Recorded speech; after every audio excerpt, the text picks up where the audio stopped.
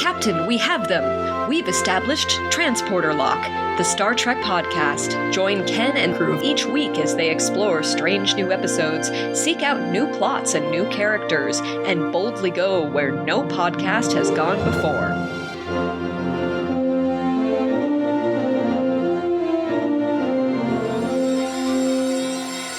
Hello and welcome to this season's final episode of Transporter Lock. It is September 13th, 2025, and we're reviewing the last two episodes of Star Trek Strange New Worlds Season 3.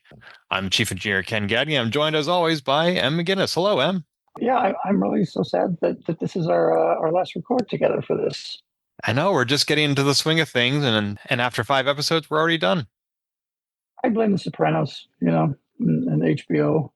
They were the ones who introduced like the 10 episode seasons to America and, years between seasons and things like that. If I were to go back in time, that's who I would kill, the production team for The Sopranos. I might just make sure that they get into art school. Well, that too. Yeah. But it's true. We have so few episodes per season anymore. In fact, I think somebody calculated that 5 seasons of Lower Decks was equal to 1 season of The Next Generation because we no longer have to worry about broadcast and syndication or exactly fitting 1 hour with commercials. It's an entirely different landscape, and that in some ways is good, but I think that in the long run, we're probably getting shorted. I think you're right. I do the same sort of math in my head when I see any article that talks about this show ran for X amount of episodes, and I then compare 10 episode seasons and how many seasons now would have made a single season of, I don't know, the X-Files or something like that way back then. Yeah. And I will say that not having strict commercial breaks like we used to have in the past has afforded us the opportunity for 55-minute episodes instead of 42 minutes. So the extra content, overall, I don't think completely matches up, but it's a nice bonus. Yeah, it's something, at least. Yeah. On the bright side, this past Monday was Star Trek Day, which means it is the 59th anniversary of the release or debut of the very first episode of the very first series, the original series, with Kirk, Spock, and McCoy. The way birthdays work, when you turn 59, it is the beginning of your 60th year. So we are now in the 60th year of Star Trek, which will culminate September 8th, 2026. And they made a variety of announcements and surprises to celebrate the 60th. Were there any in particular that caught your eye? I didn't look at them because I was saving the spoilers for when you told me what they were on the show. Okay. On our record. So I had no idea, actually. Well, I'm also surprised because I didn't know you were doing that. Sorry, yeah. It's all right. All right. So we have a couple. One is a new, well, let's back up. Star Trek Prodigy was aimed at a younger audience, and it was co-developed with Nickelodeon. Well, now they're going even younger. They're going for a preteen audience, and they're releasing a YouTube-only Star Trek series called Star Trek Scouts. Okay. It is an animated series, and it has kids running a ship, just like before, entirely new characters, and it looks very silly and in a way childish. And I don't necessarily mean that in a negative way because it's aimed at that target audience, but like there is an asteroid and it's a giant meatball. So they deploy their fork cannon and the fork pushes it out of the way. Very, very silly stuff. Very cute. Yeah, that's fun. That seems like an interesting. I wonder about the choice of putting it on YouTube because by the time, these kids are old enough to be using social media to watch TV shows and things like that, YouTube is going to be for those old people. Well, I think a lot of people I think there might be a YouTube Kids app for mobile devices, and parents probably just set that up and give the babysitter to their kids and let them watch whatever is curated content is allowed. The biggest question I have is how much of this content is going to be canon? Yeah, that's always the question, isn't it? And then how much of it later on is going to be rewritten as canon? Right. I mean, when Lower Decks debuted, that was a question I had very often. Like this, how can there possibly be a ship as inept as the Cerritos in Starfleet? But over time, it became very obvious to me that this was canon, and in a way that I really liked. I don't necessarily see that happening with Scouts. As far as canon, I don't know. That's never been that big a deal for me, and maybe it's just sort of for me, part of the ask of television is the suspension of disbelief, and yeah, I mean, sure, it's great when things match up, but I don't really care that much when they don't. Oh, I really do.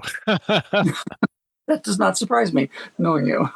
I mean, it depends on the show. Like, if it's The Good Place and they're just making stuff up as they go, that's fine because the point of the show, in my opinion, is to be funny.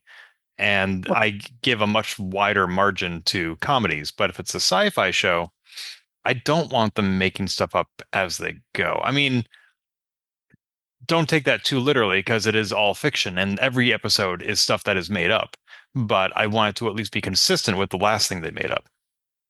Yeah, and overall consistency, I think, is important, and I do sort of seek that. If something is just completely off the rails, then it's not really as appealing to me. But I also think that I sort of consider it as like the same story or set of stories viewed through different eyes. Just like if I asked you to describe some event that you and I were both at, and then I did, our versions are going to be close, but there will be differences here and there that you remember or that I might tell a little bit differently. And I see the stories that way. Sure. Hmm. Yeah, it'll be interesting. I don't necessarily know the release date for the show. I don't have it in front of me, but I'll probably watch like the first episode. I don't think I'm going to suggest anybody do a podcast about it, at least one that I'm involved with. But Right. Yeah, I'll check it out. I'm not expecting to be drawn into it in any way, but it seems like it might be fun to watch an episode or two. yeah. One thing I am hooked on that they announced is the immediate release of a 9-part audio podcast, a dramatic fiction storytelling of what happened to Khan Noonien Singh between the TOS episode Space Seed and Star Trek II: The Wrath of Khan. Oh, I And love this that. is, yeah, it's being presented partly by uh, people from Starfleet who have gone back to SETI Alpha 5 like archaeologists to investigate the ruins of Khan's empire. And then what they find are audio recordings that Khan made while on the planet. And so you get to hear these audio dialogues of him talking to people on SETI Alpha 5 and what his ambitions are, who he was working with, who he was working against, the challenges he experienced. So far, it's pretty good, and they recruited a surprising amount of talent from Star Trek lore for this show. Obviously, not Ricardo Montalban or Uh-huh. Benedict Cumberbatch. That would Uh, have been a trip. but so far, it's only one episode, 45 minutes long, but I'm definitely going to be listening to the following 8 episodes of Star Trek Con is the name of the podcast. Wow, yeah, I'm going to subscribe to that as soon as we get done here. That sounds fascinating. I love those extra content things that they're able to put out now, just because we have so many different available to us that we didn't before. I really liked uh, what's it called? Orphan Black was a TV show that I really, really loved. And there's a sort of a follow-on podcast series that went on for a number of episodes, starring Tatiana Maslany, just like the series, and added a lot to the storytelling element of the original Orphan Black. And and of course Star Trek 2, I think, is, I don't know if it's universally, but I think the majority of fans probably consider 2 to be the best movie so far. At least that's what I heard. So hearing more stories in that time period of the Trek timeline is yeah, it's interesting to me. Yeah, yeah, I think it's going to register or resonate with a lot of listeners. Another announcement was an official Star Trek Lego set. They didn't really show it off. They didn't have dates or prices. They just teased it, but it is in the works. Okay, are you a Lego person? I certainly was as a kid, but I haven't bought a new Lego set in decades. One of the things I hated as a kid was disassembling the kits. I just Yeah. wanted to build it once and be done with it. And I always cried when I had to, not literally, but I was always sad when I had to disassemble it because I'm like, this was a work of art and I now need to deconstruct it. So And then, if you leave them constructed, they take up room. And I don't have room as a nomad. Sure. Yeah, of course. Yeah, I think that's probably one of the appeals of the big appeals of the theme kit, or specialized, like, here's the thing that you're building with this kit, rather than like when I was a kid, Legos were more uh, just like, here's a set of blocks, go do a thing with it, which definitely meant if you wanted to use it again, you'd have to take it down and put it away. And like you, I just hated doing that. I was Hmm. never a big fan of the Lego thing anyway, except for they had that NXT line of like robotics that you could build. That I really enjoyed. But the actual like little kits that you buy, I don't really, I don't, okay, great. Yeah. And the 100th issue of Juice GS detailed how you could connect Legos to your favorite Apple II computer. Nice. I can't wait to get it in the mail. Well, it came out 5 years ago, so hopefully you have it somewhere Uh, in your archives. well, then I'll order it as a back issue There you because you go. can do that. It's yes. It's true. That is the majority of what they announced. They also said they're going to be coming out with a new online comic strip sometime in 2026. They talked about their annual cruise that is happening, all the celebrities that are on that. But yeah, the three big things, in my opinion, were the Lego, the YouTube series, and the audio podcast. So those are all things that we can look at now. And of course, Starfleet Academy is coming out next year, and there is Yeah. a teaser trailer for that. Yeah. Looking forward to that. Did you see, there was a web series a while ago called Con Man starring Alan Tudyk. It was a fictionalized version of his life after Firefly ended, of like going to cons to try and make money and get, jobs as an actor where he wasn't associated with that. They even had like Nathan Fillion as sort of a total dickhead version of him, as a recurring guest on that, which it was just absolutely hilarious and I loved it. But you mentioning the cruise thing, to me that just seems like ripe territory for a parody series of like a Star Trek um, cruise line as a comedy. It's like a dark, biting comedy, but and I really want to see that now. Somebody make that. As long as it's not looking down on nerds like Big Bang Theory does. No, no, I see it much more in the vein of Galaxy Quest, where Peter Taggart Quincy, or what, Peter Quincy Taggart is drunk and kind of surly, and Okay, yeah, I could see that that. Okay, now I get Galaxy, but like on a cruise ship instead of the spaceship. So I did see a little bit of Con Man, primarily because I backed the Indiegogo to Yeah, originally me too. fund it. Oh, hey, twinsies. Yeah, But I never stuck with it. There was also a similar series with Brent Spiner. It was called Fresh Hell. I was not aware of that. I will look for that though. Yeah, so he plays a fictionalized version of himself where there was some unnamed incident that he was involved in that's basically barred him from Hollywood. And so he goes to these auditions and they're like, "You're great. You're cast. What's your name?" He's like, "Brent Spiner." They're like, "Oh, I'm Get out. sorry. Next, please." And so similarly, he just cannot get work because of the incident.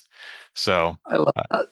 yeah. So go check out Fresh Hell and Con Man. There will be links in the podcast show notes at transporterlock.com, as well as to Con and the Lego and the other stuff. Old Yellow Eyes. God, I love that album. Me too. Yep. All right. Well, that's the majority of the news that's fit to print, or at least to speak about. Why don't we dive into the last two episodes of Star Trek Strange New Worlds Season 3? And I say the last episode of this season because there will be Season 4, another 10 episodes, and Season 5, 6 episodes. Yay. All right. So, shall I give a brief synopsis? Sure. Yeah, go for it. All right, Season 3, Episode 9, Terrarium. In this episode, Geordi LaForge and a Romulan are stranded on a planet in a storm and need to collaborate to escape. No, wait.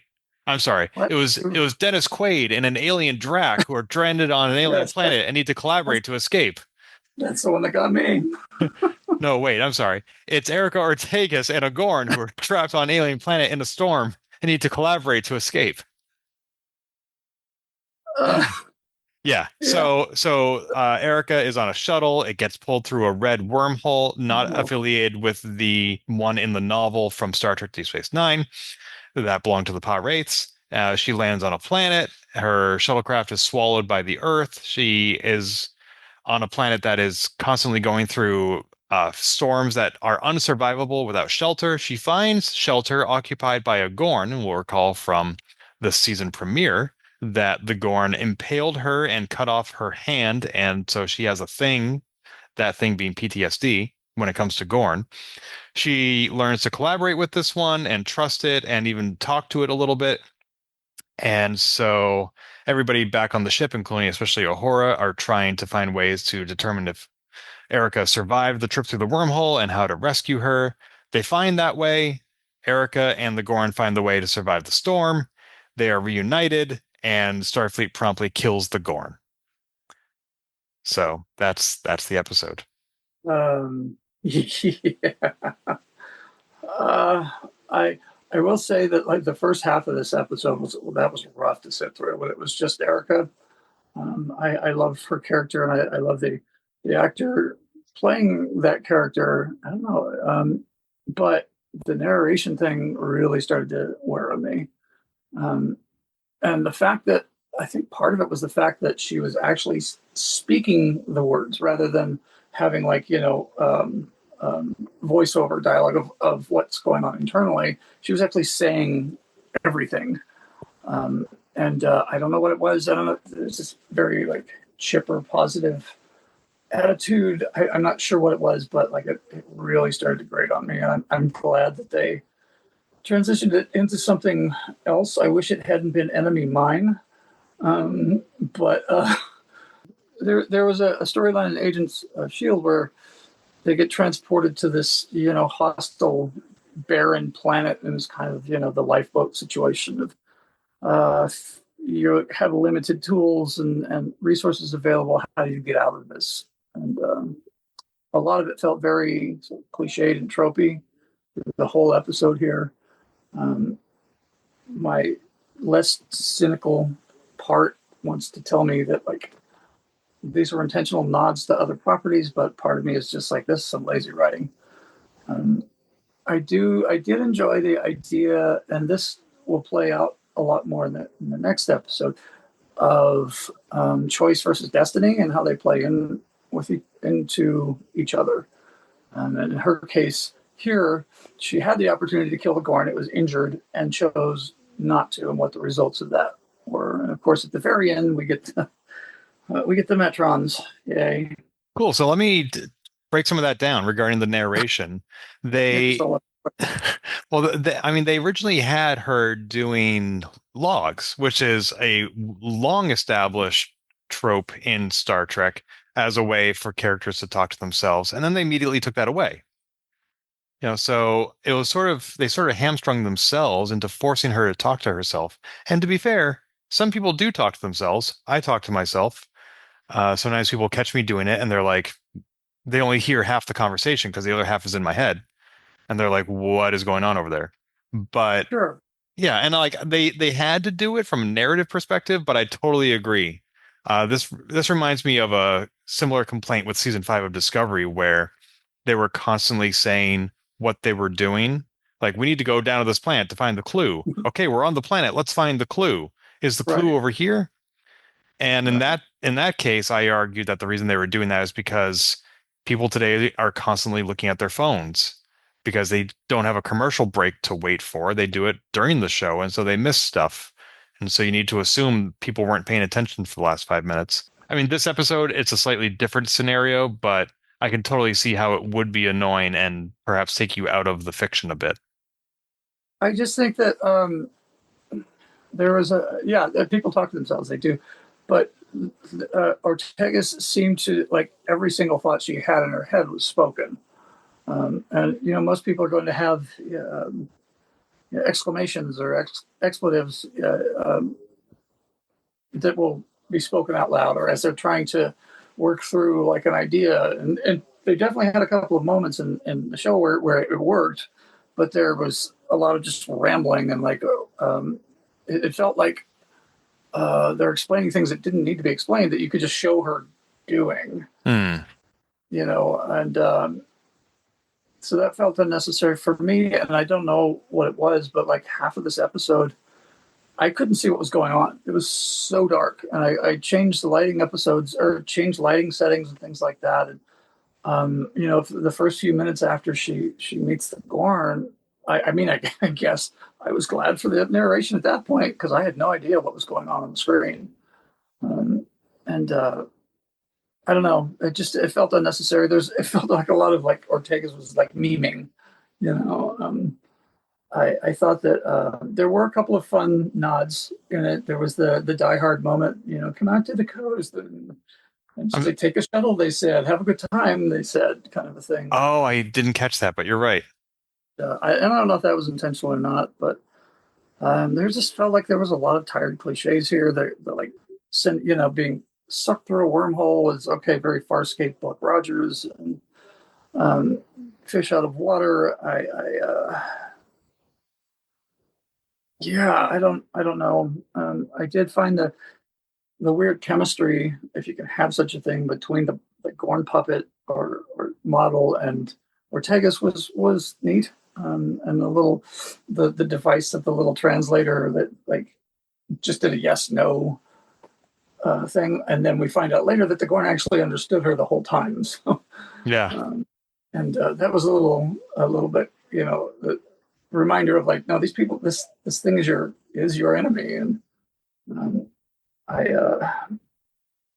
and on meanwhile on Enterprise we had um, a lot of that, like, we have this other thing we have to do, and so the clock is ticking, and how long we can spend looking for Tegas before we have to, which played nicely into the whole repeating thing that we see all throughout Star Trek about the needs of the many, the 4,000 families that needed the vaccines and the food because of the pandemic on this planet. Do we let them down just to find Ortegas? And Una taking the very, logical standpoint of this, that we need to go save these families. There's no reason that Ortegas is more important to us than them. Um, and then on the other end of that was her with the very kind of almost woo spiritual, a lot of prayer, a lot of like, she's alive, I can feel it. Again, a lot of previously visited cliches and tropes in other franchises. But I do think the second half felt a lot better, at least, or okay, we're starting to tie in like the consequences of our decision and choice versus destiny again. What did you think of all of this? And there were a lot of things that I liked about this episode. I liked Ahora's dedication to saving her friend. I found it curious when she falsified the numbers to present to Pike because we saw Ortega's doing something very similar earlier in the season where she was told to go at a certain speed and then she falsified in quotes that and moved at a different speed. And we see these young characters, like that's something that I often forget, is that this is young Spock, this is young Scotty, this is young Ahura, and they're going to make mistakes, and they're potentially court-martialable mistakes, not mistakes so much as decisions. And I really liked that Pike said, I know you falsified the numbers and I did it anyway. That not that justifies her decision, but it validates it. I really liked that. That was a nice contrast, I think, between the Ortega's Una situation, where Una like called her out and said, you'll be in a lot of trouble if this happens, and you shouldn't have done this. Where Pike was very much like, I know what you did, but I understand why you did it, um, and watching the different sort of character personalities play out in ways that felt organic and genuine. I think one important difference is that Uhura, she didn't realize she was doing this, but she gave Pike the opportunity to buy into the lie. Whereas when Ortegas changed the speed, they were in the middle of a potential combat scenario, and she risked everybody. Whereas Pike had the choice to risk everybody, and he did. Yeah, I guess that makes sense. So in your opinion, would you say that had Uhura not tried to approach him and confess, that it would have been a different outcome, or he would have felt differently about it? I think he might have confronted her later and said, "By the way, I know what you did, and Okay. it's okay." Yeah. Okay. Um, Also, her praying, as you mentioned, was in Swahili, which I don't remember being spoken aloud in Star Trek before. I could probably check that in Memory Alpha because Uhura has been on this show long enough that she may have mentioned it. Mm, Let me briefly pull that up. mm. And uh, it no, there's TOS. They mentioned that she knows Swahili, but I don't think we've ever heard her speak it. And also another brief callback to TOS. Uhura's shuttle simulation that she's running with Spock is called Chamele Alpha 1. Chamele is the name of her pet cat. Aw, that's so cool. I didn't Yeah. know that. Yep. So just, I didn't know it either, but when she said Chamele Alpha 1, I was like, there must be a reason that they would choose that name. It doesn't sound like a random word. So I looked it Yeah. up and that's what it was. Oh wow, that's really cool. I love those little Easter egg callbacks and things like that. I there was a discussion about like the time limit and like what they were calling the red line. If we cross this red line, then we won't be able to make it to the planet to deliver these supplies. Um, and yet, so they found Ortega's right at the red line, but then they spent more time going down to the planet, and so like was the red line just like it doesn't matter anymore now that we found her? Maybe there was a little bit of a buffer. Okay. Well, it was the way Una portrayed it. There was like no buffer, and I guess considering how very rigid and detail oriented she is, that would make sense to me. But that kind of popped up in my head. Oh, that's odd. I think it's maybe I view it kind of like my car, where it tells me how many miles more I can drive before I'm out of gas. And Hmm. when I hit 0 miles left, there are still 2 gallons in the tank. Okay, so like a reserve tank here of time or something that they had to. Yeah, I mean they really don't want me to run out of gas. And so Oh, sure. they falsify the data to make me look for gas before I run out as opposed to when I run out. Well, that's why most the manuals that come in the car, like in the glove box or whatever, don't tell you how much fuel you like. It's not a specific.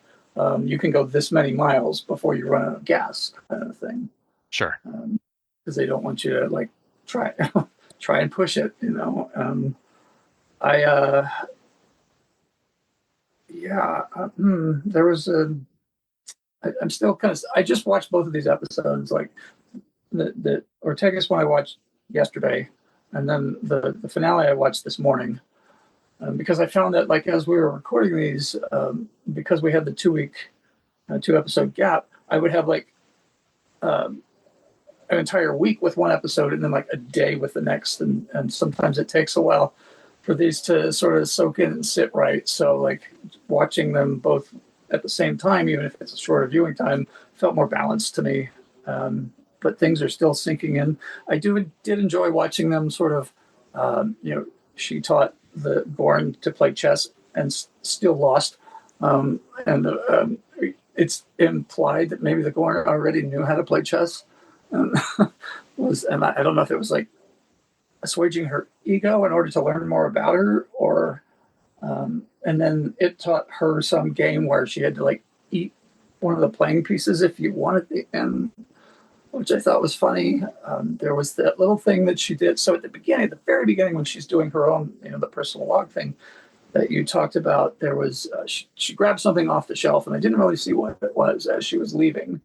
And we find out later it was it was like a paper airplane that she brought with her for luck. And I thought that was really kind of cool, that because every pilot that I've ever known is deeply suspicious and has little routines and stuff like that. And so that was kind of a neat world building moment around her character.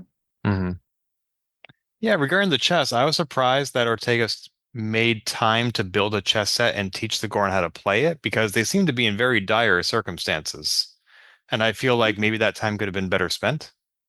Yeah, there was definitely an uneven pacing here, um, especially since it seemed like maybe an hour or so had passed on Enterprise, and yet it seemed like maybe there were a day or two on whatever planet Ortegas had landed on, and, enough time to like fix the at least kind of put some salve on the Gorn's leg, figure out that it was injured, work out kind of a rudimentary communication system, figure out how to like start a fire. Or, well, not figure it out because she had one of those little Fire cube. fire cube. Yeah, well, it's like I think their version of these come in camping equipment. I forget the word, but it's like a little tab that you light on fire, and you can cook your food on that. But to like figure out what this food was that she hated, and that she was going to have to cook it to eat it, and then to actually cook it. I don't know. There's kind of that rubber banding thing with the time that sort of was probably there to serve the story, but made it feel uneven. Yeah, she was certainly very productive with her time, and maybe she thought like, well, I got everything on my to-do list done. That leaves me time left over to play chess. Maybe so, yeah. Um, what did you think about her looking at a piece of equipment, the Gorn equipment, and just knowing that it was a comms array that she needed to fix? I wouldn't be surprised because they spent some time on that Gorn ship, Oh, and yeah. Okay. maybe they have been studying it. I'm sure there have been some Gorn artifacts that Starfleet has recovered or repurposed to examine. So maybe this is something that. Hmm? Oh, I'm sorry, go ahead. Go no, after you. Oh, I was going to ask you, would they give it to a lieutenant to analyze who's a pilot? Maybe not give it to her, but maybe it's something that was in one of her briefings. Especially Yeah. given her history with the Gorn, she probably wants to learn everything she can about them. Okay, that's fair. That makes sense to me. I did enjoy the relationship between the two. It did feel authentic. I liked the Gorn saying that it was too broken to be saved because in the Gorn species, you don't save the injured people. You put them down like a horse with a broken leg. And so I can see how having to overcome that kind of reminds me a little bit of the TNG episode about the solar scientist, where on their planet everybody commits suicide when they turn, I think, like 50. And so Oh, like it's just a cultural phenomenon that you acclimate to and you do it even if you don't want to because you respect tradition. And this Gorn was like, well, I'm broken, so I'm not going to live. And yet there it was on the planet trying very much to live with, deflector shields and eating the sandworms. And why bother doing all of that if you think there's no point in being rescued? So there was that internal conflict with the Gorn of being like, I don't want to die, but I also don't see the point in being rescued. yeah, it's sort of that, immediate survival instinct versus, what problems in a situation like that, what problems do I need to solve immediately and which ones are further down the road? And like, yeah, I know that this is an inevitability if I do get rescued, but that doesn't mean that I just want to die here, Right. you know? Yeah. That felt authentic, and I did enjoy that. It did feel, um, no, it felt good. I liked it. The Yeah. second half of this got a lot better, like I said, for me. The first half, and I think the first half, going back to that dialogue for just a second, was so Joss Whedon quippy. I felt like, am I watching a Buffy episode in space?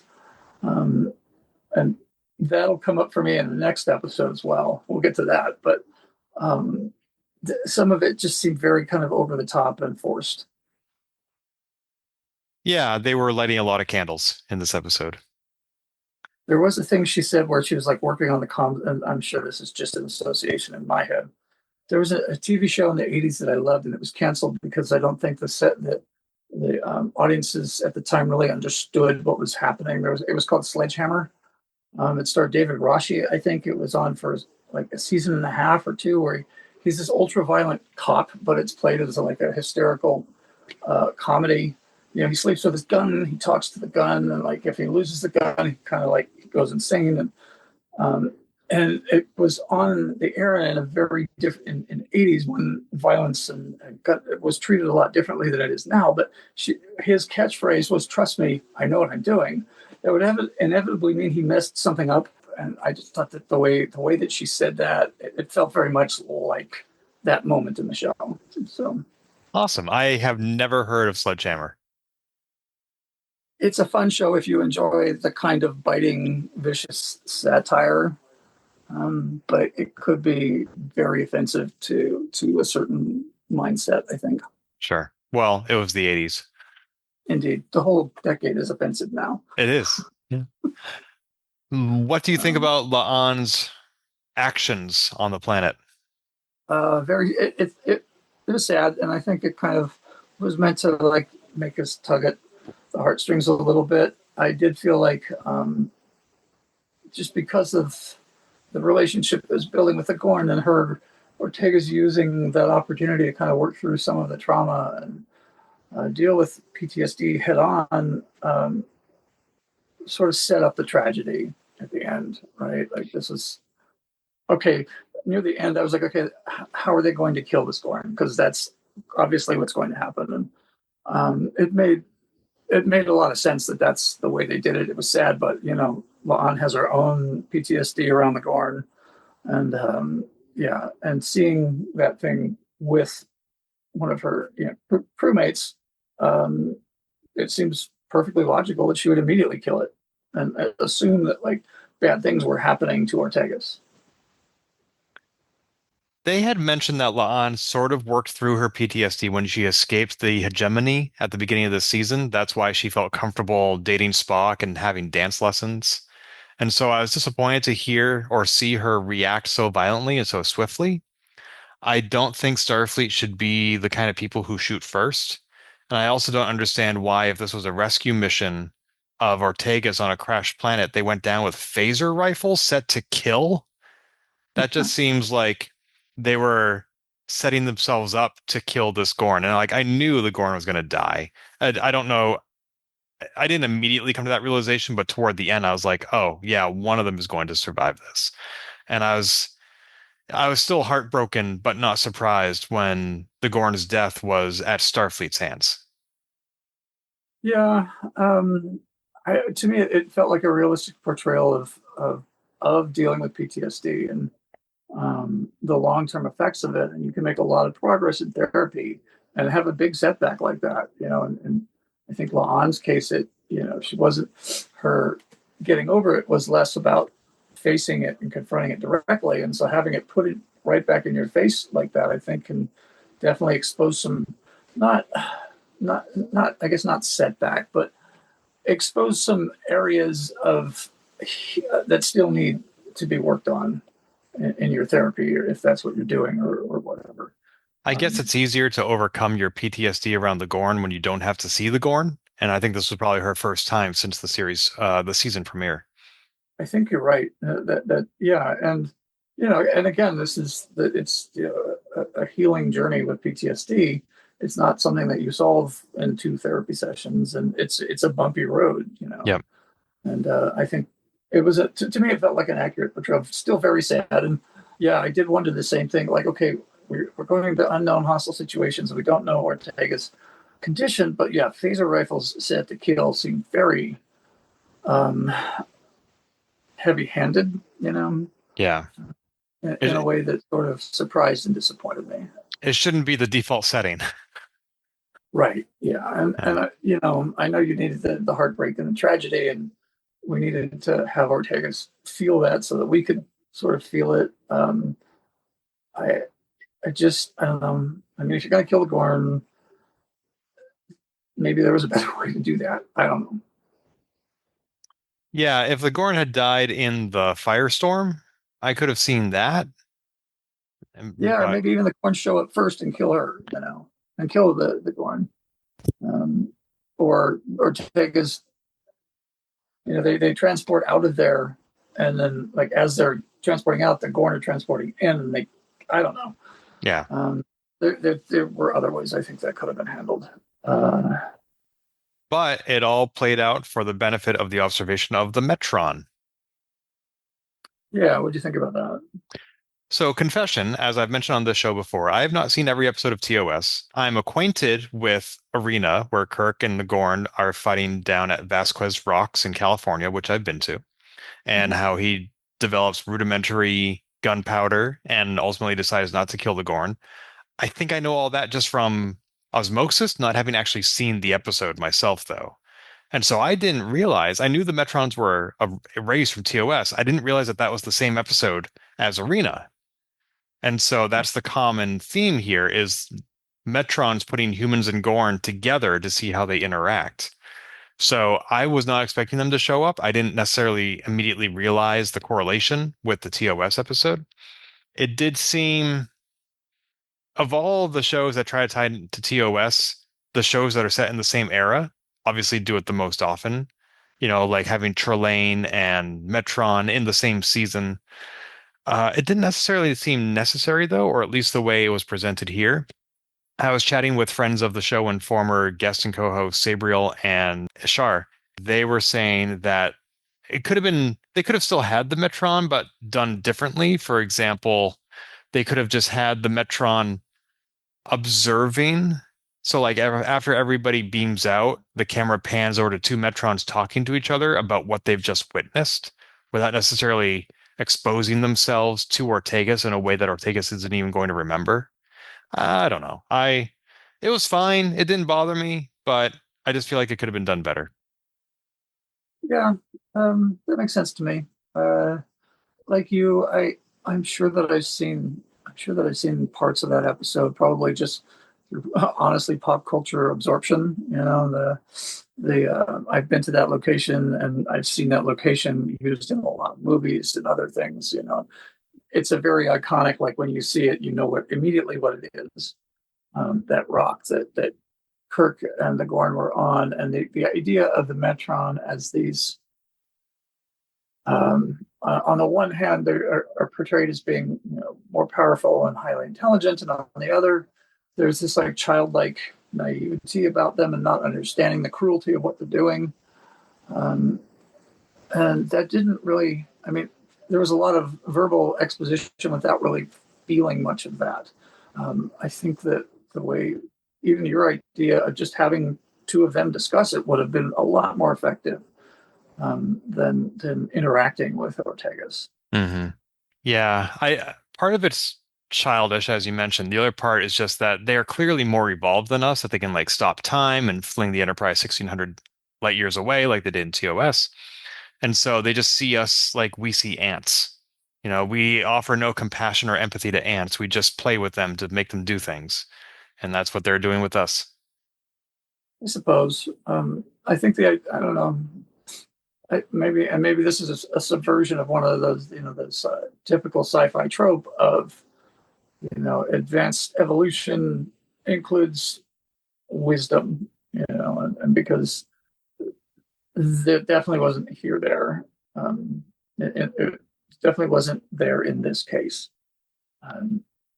or with the general. I would argue against evolution bringing wisdom. That has not worked out for humans.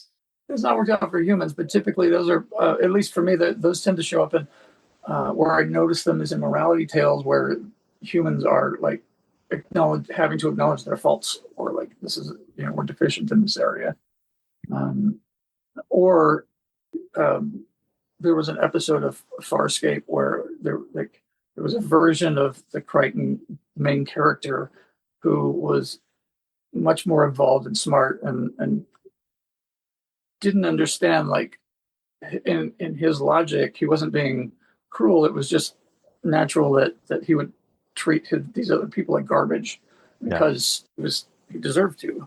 Nobody deserves to be treated like garbage. Exactly. Yeah. All right. Well, anything else to say about this episode before we move on to the season finale? Yeah, I wish it had been done better. But I don't hate this one. It's definitely kind of like in the lower 50% for me of the overall season episodes. I was just say, I tend to rewatch series, especially, and I'll definitely be rewatching this one just because I know I'm missing a lot with the initial viewing. And this is, sometimes episodes are so bad that I just like, I'm skipping that or whatever. And this is not one of those episodes. This was in the top half for me of this season. Overall, I liked it. I do recognize that not a lot of it was original, but I thought it was well done. And when there is as much media as there is nowadays and 900 episodes of Star Trek, I value originality less than I would if there were only 100 episodes of Star Trek. Fair. Yeah. But yeah, I liked it. All right, let's move Okay. on to the finale, which is the episode New Life and New Civilizations, which is paired, of course, with the title of the series, which is Strange New Worlds. It's interesting that they chose this for just a season finale, not a series finale, the title. So this episode was basically a sequel to season 3, episode 5. So first half of the season, second half of the season. The ends Yeah. of each half are connected. And that episode was Through the Lens of Time. And that was the episode where they go down the planet and they find these multidimensional beings, one of which possesses Gamble, and he ends up being an ancient evil. And he goes back to the Enterprise and they kill him. And they put the Vesda, that's what it As- is. Yeah, they put that thing in the pattern buffer for safekeeping, which is a terrible idea. And in this episode, we find out that the Vesda has somehow reconstituted Gamble's body, repossessed it, sent it to a planet many light years away, and is trying to get back to the original planet that it was entrapped in and free all its brethren so that they can all possess people all across the quadrant and the galaxy and the universe. So suddenly the stakes are quite high, and the Enterprise and the Farragut have to collaborate to stop it from happening. So they go down to the planet and they stop it from happening. That's the episode. It sounds like you're less impressed with this episode. Oh my God. Oh my God. There's stuff I really liked about this episode, like Chapel's hair. And there's so much I didn't like. So Like much. everything else. Yeah. I mean, there were so do you want me to tell you the things I really liked? Yeah, why don't you start since I started the last one? Okay. So I love the costumes when they went down to the alien planet. They looked like they were right out of a D&D campaign. It was fantastic. I liked there was this extended sequence very similar to the classic TNG episode, The Inner Light. In this episode of Strange New Worlds, Pike imagines what his life would be like if he doesn't have the accident and if he gets to spend his life married to Marie Battelle and they have kids and they grow old together and they die of old age. And I found that whole thing beautiful. I found the way it was framed going from one era to the next was elegant and subtle. I thought the costume and makeup to make them look old was brilliant. I love that whole sequence. I found its purpose questionable because it just felt like I don't know what it was doing there. I found the conceit that Marie Battelle is the ancient beholder destined to keep the Vesda entrapped bizarre. I found the powers it gave her pointless, not pointless, but her hands glowed. That was her power. It was more effective when she fought Gamble in sickbay 5 episodes ago. So, and also there was just so much going on the planet that was weird that I'll get into. But yeah, I mean, I'm glad we have a closure to Marie Patel's story. And Pike, just like Kirk lost Edith Keeler, Pike has to lose this woman.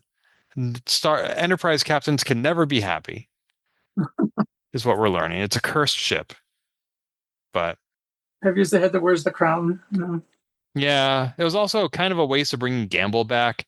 I mean, I'm glad to see the actor, but he didn't actually do all that much. I don't know. Anyway, that's my spiel. Feel free to pick apart any part you like or introduce your own. I want to hear what you think. I really liked this episode a lot. Damn it. I What's the point of having a podcast if we're going to disagree? Yeah, this should be an echo chamber where all we do is agree. And Okay, go on. Tell me why you're wrong. Wow. Okay, so that gloves are off. No, there was there were definitely some problematic parts to me. And jumping to the end there, the glowy hands thing. So there was one of the Fantastic Four movies, the terrible one, and I know that I'm not differentiating when I say the terrible one, but the terrible one where it had Jessica Alba and Chris Evans as a superhero that isn't Captain America. There was the fight at the end of that against Doctor Doom was like the most anticlimactic thing I've ever seen. It lasted like 3 minutes or something, and it was just them like turning him into some statue. And this felt like that, like all this buildup, and it was literally over in like a few seconds. I just felt like that, what a letdown. And I don't know if that's just because they ran out of time. That feels weird. The episode overall to me felt like maybe it was written a while ago, because this could have been a series finale. You could have moved on from the series without having any more. A lot of the storylines were wrapped up here.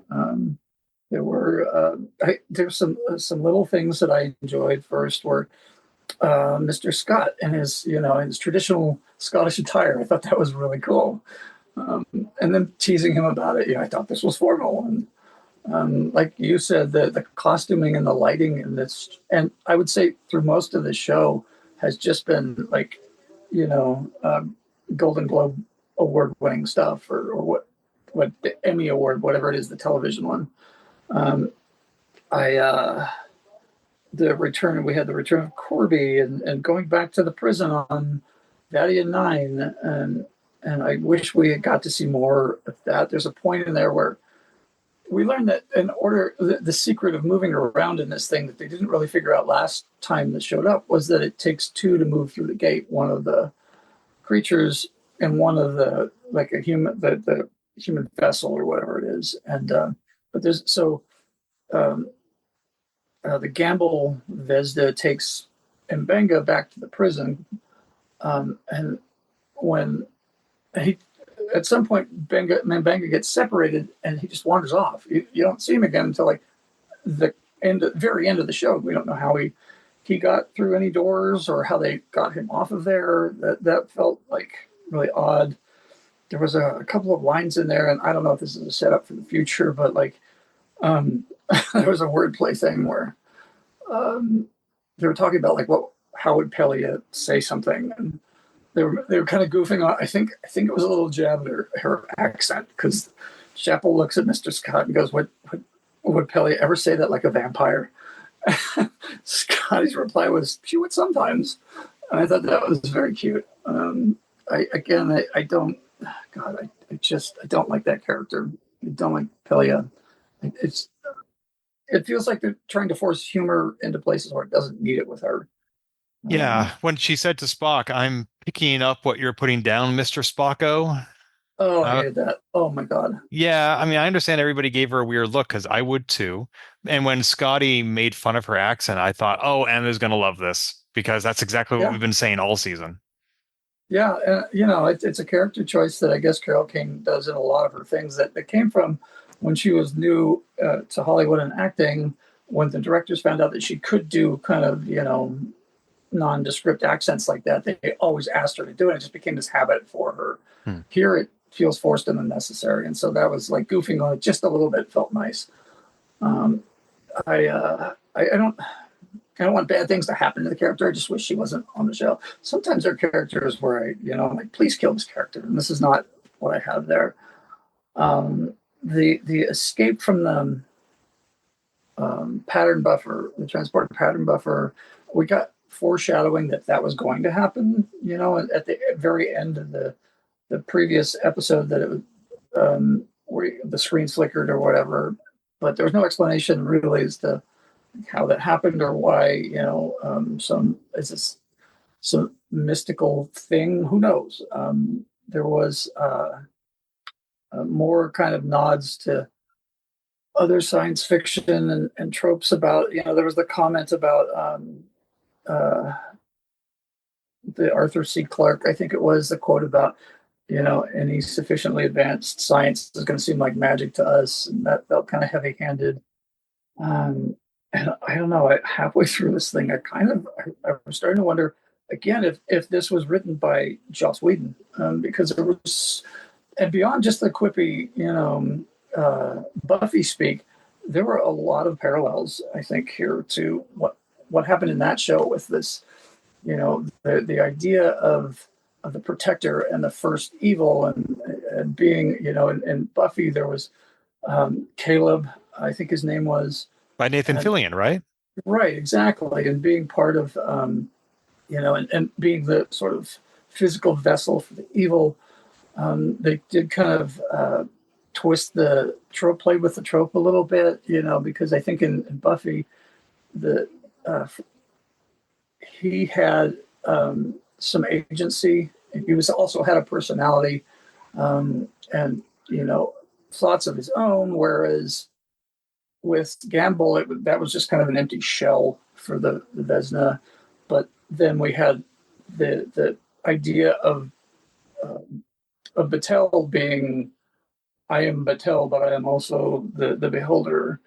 That's kind of where you get the agency of like being a human, then also being this um, uh, this I don't know, the chosen or whatever you want to call it. And so I thought that there were some interesting parallels there, and they kind of moved away from it at the end. I really liked what you were talking about with the kind of the sequence of them skipping forward through their lives, and the idea of using the knock on the door as the device that moved them forward um, through their lives. Every time they would open the door, we would jump forward, or there was some tension around like what happens if we don't answer the door, and kind of this playing into the whole idea of destiny and fate versus choice. And if we make choices, do we still end up at the same fate no matter what? And it seems like in this case anyway, um, it felt like the story that they were telling was that no matter what, you can have agency and choice, you're going to end up at your destiny. And as an atheist, that felt very discordant to me, but also was like some very interesting food for thought, because there was this idea of, for me, like, what if you take the Western concept of the higher power and this be a loving being or whatever out of God, and instead it's God becomes this, the predetermined steps that you follow through your lives, and that's the higher power, whether you want it to be that way or not. And part of that was manifested, I think, as this effect preceding cause, which became a very convenient thing for them to refer to. Like, oh, the reason she is the beholder is because she's always been the beholder. Right. It did feel a little crutchy at times. And I don't know. I enjoyed. There were some other small things. One of the things I did like, and I don't know if this was intentional. There's so much going on in these episodes, and part of me wishes I knew whether it was intentional, because somehow, I don't know, somehow that would inform how much I liked it or something. I don't know, but like, yeah, that's right. Because I wrote all these notes about it, and I was like, oh, that's wrong. There was a lot of that, again, the dialogue about like, remember that one time we did that one trick and it worked, let's do that again, and that kind of stuff just seems like lazy writing these days, of like, we have an idea for what we want to do and we don't know how to actually get them there, so we'll just, everyone already knows what to do. There was this kind of really dumb idea about that. So on the planet, they're spiritual, they're centers, or temples, I think they called them. Like the higher level in that, the second level was off limits, right? You couldn't go up there without an escort, and there were guards at the bottom. The thing was, like, they Vulcan nerve pinched both of the guards, and that was it. Like, nobody questioned anything after that. You could, like, people were just from the Enterprise were just kind of, back and forth, and nobody up on the second level cared who these people were, or that they were just wandering around. That seemed very lazy, and I don't know, maybe it was just a setup for the neck pinch joke, that where they teased Chapel that she couldn't figure out how to do it, which I thought was cute, but like, I don't know, it just didn't really feel necessary to me. Well, the people on the second floor also didn't seem to care when two phasers with the combined power of the sun started hitting their ancient gate, and everybody else just like, oh, okay, just gonna go about my business. Yeah, I think at the end they kind of did sort of describe, like, once they had wiped out, put the Vesna back in the prison, that it was like waking up from a dream. kind of this idea that like they were under some spell, that maybe they just didn't notice things like that as they would have, because when the Vesna started walking among the people, they were like cutting their eyes out, and it didn't seem to, I mean, it seemed painful, but it didn't seem like something they didn't want to do, you know. That was upsetting and unexpected. Yeah, absolutely. I mean, like, sure, they were preparing, I guess, to be vessels for these things. There was a question in my mind at first about, like, if this is a sort of religious relationship where the people see the Vesnas as gods, terrible, destructive gods as they were, but the Vesnas saw the people as like their followers. What was Starfleet doing interfering with that? But then later on, when the Farragut shows up, Pike tells Kirk, you know, we have orders to observe and not interfere, which like felt okay. That made a lot more sense to me. But yeah, there was just a lot of weird, like, for somebody who's so observant or so like cautious about who gets into your holy areas, you really didn't care once those guards went down. Yep. And it seemed weird that like something so like spiritual, like, I don't know, these interdimensional creatures that went through these gates, but the gates could be opened by doubling a starship, you know, the firepower. Because the phaser power is an additive, but it is complementary, which I don't understand what that means. And I feel like Spock, if what Scotty said was true, Spock should not have been surprised by it. Yeah.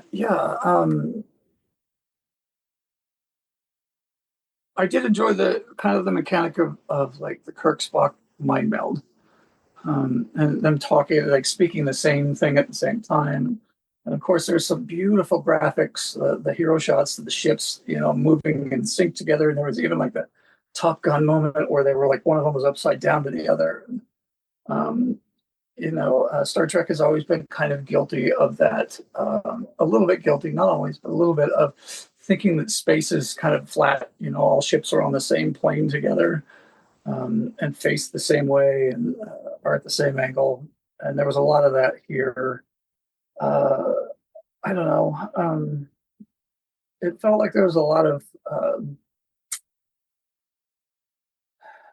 So they talked about these ley lines, which is a very like kind of woo concept here on Earth, aliens and ancient aliens and things like that. But they use them apparently. There's like bus routes, and the computer seemed to know about them, be able to plot them, and they were able to like pick out immediately what they were for.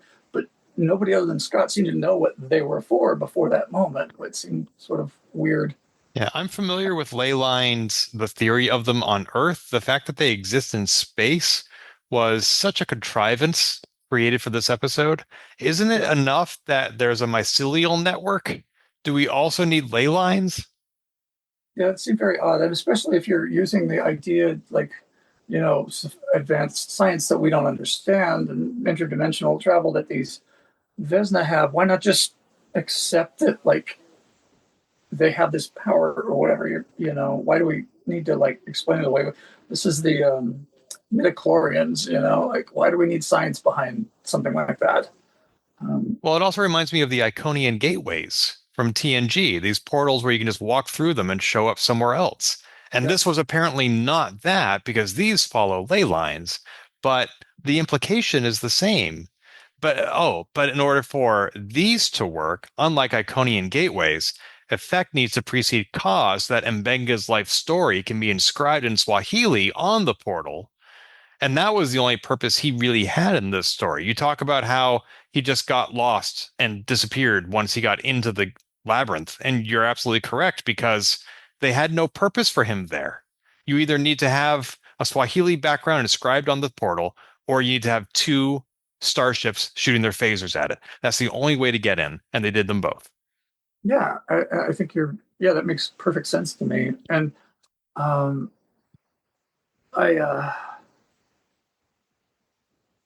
you know, when he first got back to the prison, the labyrinth, with the Vesna gamble, he even talked about like, you can't kill me because you need me to get from place to place. And I thought, oh, okay, when they bring Pike and Battelle here, now there's an opportunity. Like, now I can kill you, you know, because I can kill you to make them do things for me. You know, Except their life stories weren't inscribed on the portal. And also we saw Mbenga break through a portal in the labyrinth without right. somebody else there with him. Yeah, exactly. And so, like, what was the point of that? And I mean, if you really need two to go through the portal, you already have the human body of Gamble. Isn't that the second? You know, the Vesna and the human, or now is it because they've been combined that it's, you know, the science doesn't add up anymore? I don't know. There was a lot of weird, inconsistent exposition here that didn't make sense for what I was seeing. Well, now wait a minute. We started off by saying you really liked this episode. Do. And overall, like I said, I love the exploration, the idea of choice and destiny. Okay. The particulars of certain scenes really like didn't. There were problems, and like again, the quippy Whedon language. You know, they were talking about like sending a nuclear battle. This is when they were trying to figure out. They eventually like had like we need two ships. They started off like send a nuclear battery, and Spock was like that's not nearly enough, and someone was like two batteries, and then it was like you know the I was just waiting for somebody to start shouting 1.21 gigawatts or something like that. You know when they start doing the watts math, what is happening? They did make not a reference to Back to the Future, but a reference to Doctor Who. Oh, You didn't catch that?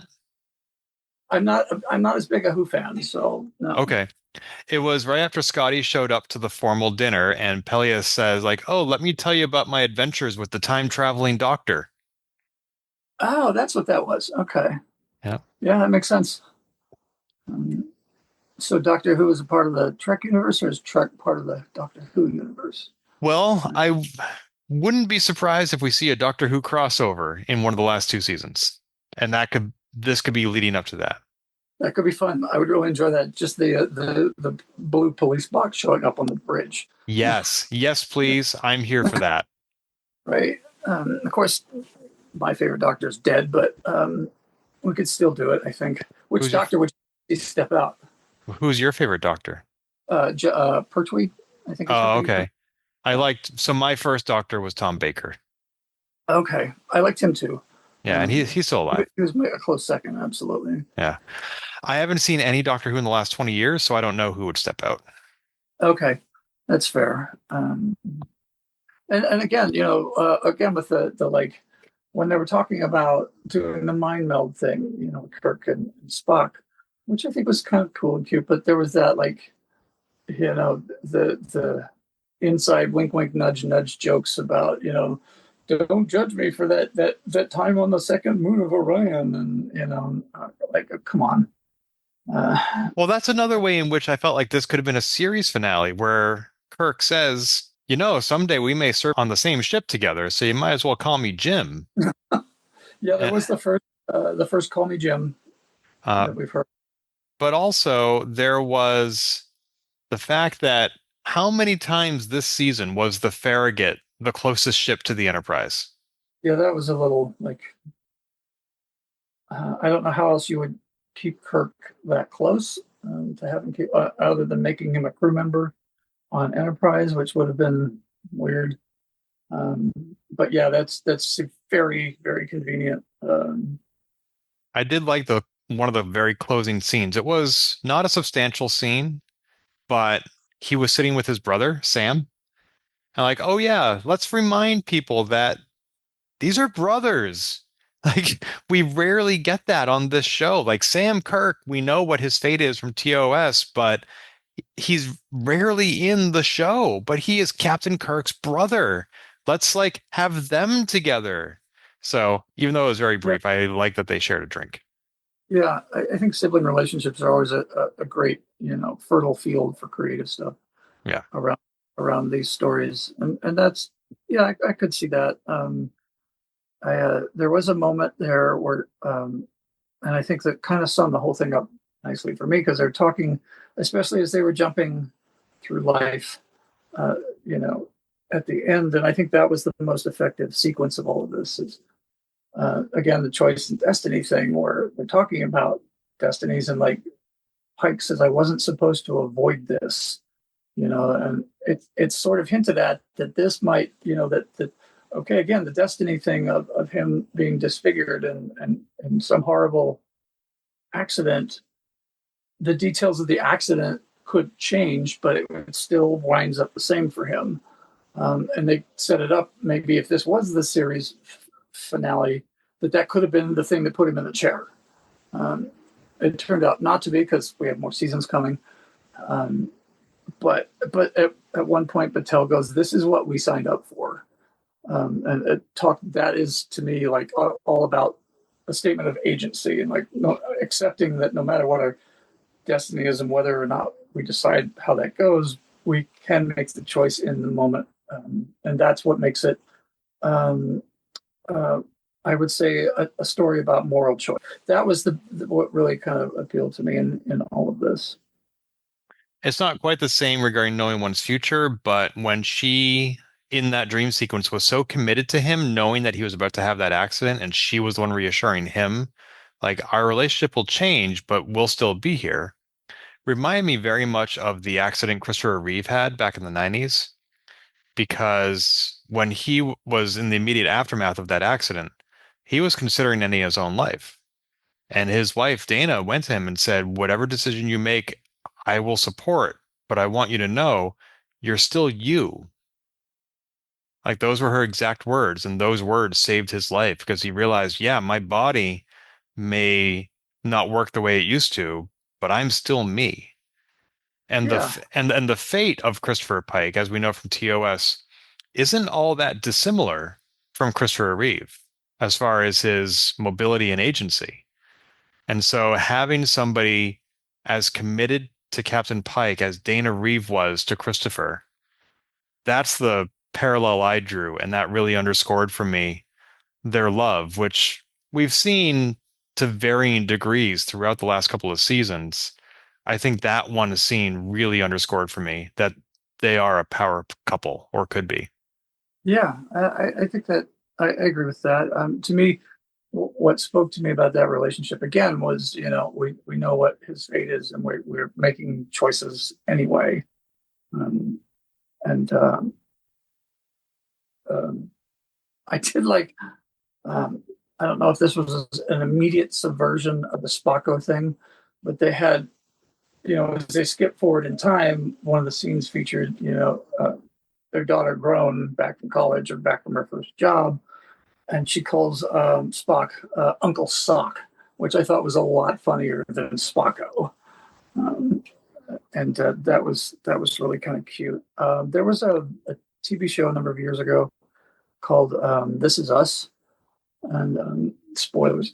The show ends when the mother character passes away, and her transition through end of life and into death is portrayed as her moving through this train, and her husband, who had already died, guiding her through moments and seeing people from her past and letting go of pieces of that. And to me, that's always been like the most effective sort of death sequence, I guess, that I've ever seen as far as the internal process. This came pretty close to that. He didn't end up dying, but you kind of have those like last minute, instead of, like your previous life flashing before you, it's the flash forward. And it felt, enough of what happened in that sequence kind of outweighed some of the more silly, stupid points. And that's why I really like this episode a lot. Yeah, there was a lot to like in this episode, but for me, it still falls in the bottom half of the season for me. Fair. Yeah. I mean, you're wrong, but fair. Well, I can't Tell me always why be you're right. wrong. It's a lot of pressure always being right, Em. Give me this. Sure. So I will I will say, if we were to pull back a second and look at the entire season, this was really hit or miss for me. I would say that I really liked episodes 6 through 9, which are The Salat Who Ate Its Tail, What is Starfleet, Four and a Half Vulcans, and Terrarium.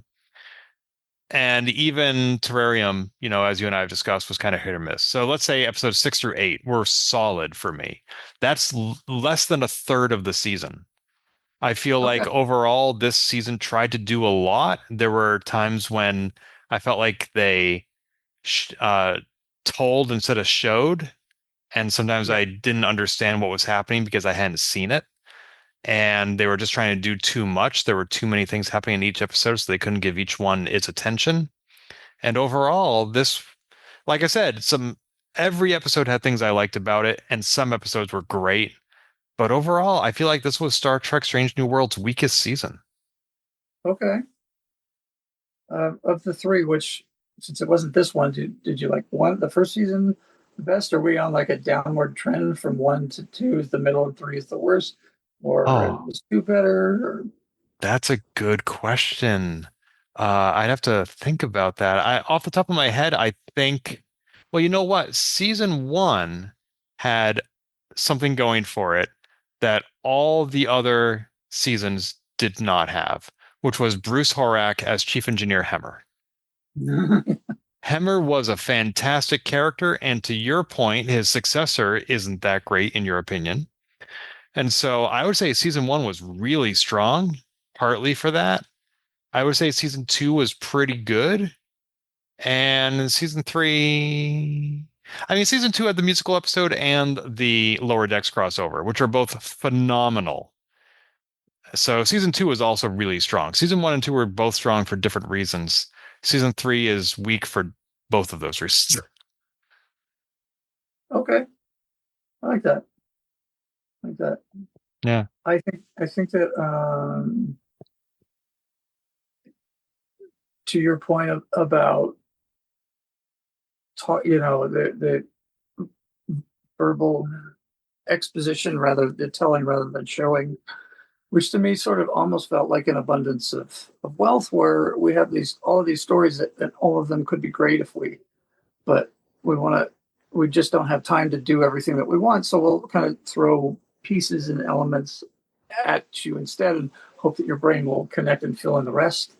And I don't think that really worked that well, especially this season. It felt like there was a lot more of like too many subplots happening in a single episode all the way through the season. I think the overall arcs and um, like the overview, I don't know, the elevator pitch, I guess, for the season and for the episodes was really great, and the execution was lacking because somebody needed to step in with an editor's pen and say, this section is going. You can put it in a later episode or something, but this is too much. And nobody did that. I also feel like I have a hard time differentiating, like looking back, specific episodes and names, which episode happened when, just because of the way I guess my memory, visually associates things. But like the overall arc felt good to me. But like when you start dialing down and looking through the microscope, you see the cracks in the foundation, to mix a metaphor there. And it felt like a lot of potential was squandered. And I don't know if ultimately there's this thought because of well, not all of them, I guess, but certainly this Star Trek series, how it ends, at the end. Whether they portray that in the final episode a couple of seasons from now or not, nobody knows yet, but this is the direct lead into the original series. You know who's going to be there next time. And so there's an inevitability to a lot of these stories. And I don't know if that's part of why I feel the way I do about some of this is just unnecessary. Like I already know what's happening. And I don't need so much background color. But overall, I think this for me falls between the two. The first season felt a little like, okay, we're filling in cliches here, and trying to associate, trying too hard to associate things we saw in the original series here in this series as well. Um,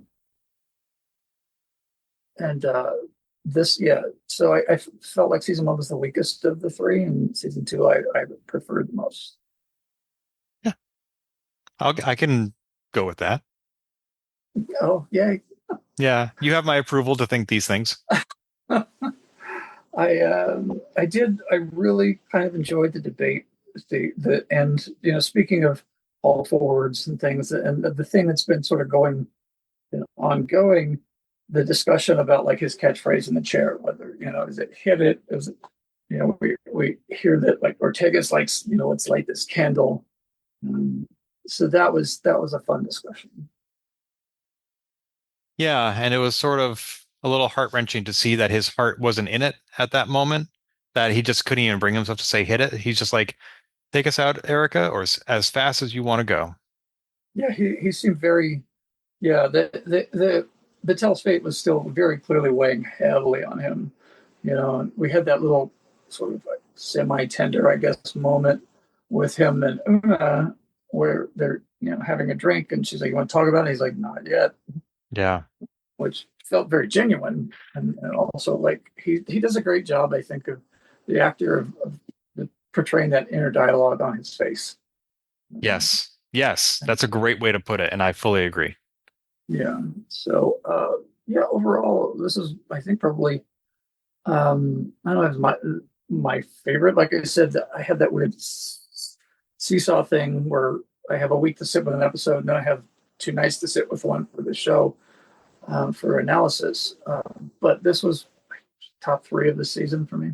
Okay. Well, okay. That's fair. Yeah. Well, that brings us to the conclusion of Star Trek Strange New World Season 3. Yeah. Yeah, I'm going to miss doing this with you. I keep like, maybe they could make more episodes so we can talk about that, but it'll be a different host soon for you. Well, Star Trek, not Star Trek. Well, yeah, Star Trek is going off the air until Starfleet Academy debuts sometime next year, probably to be followed by Star Trek Strange New World Season 4. I believe that's the order of things. And until then, Transporter Lock will be off the air because we only air new episodes when there are new episodes of Star Trek. So whoever hosts or co-hosts this show, it's gonna that person will not be heard for a while because we're gonna take a little break. A well-deserved break, I think. Yes, but but it's been a lot of fun. Yeah, absolutely. Pat ourselves on the back. I think we did a great job. I'm sure all dozen of our listeners agree. Yeah. But yeah, after doing Open Apple for 3 years, it's been fun to be back on the air with you, Matt M. So thanks so much for joining me. I agree, and thank you for inviting me and clearing a space. Yeah, likewise. Until next time. Second star to the right and straight on till morning. If you've enjoyed this episode, please leave a review on iTunes and keep your hailing frequencies open by following us on Twitter @TransporterLock or subscribing to our podcast and email newsletter at transporterlock.com.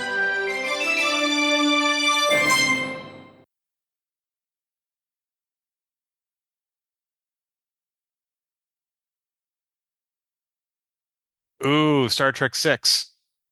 Mm-hmm. I got that reference. I feel like Captain America. I got that reference. But it's Star Trek. I get all the references. All right, I'm going to hit stop recording.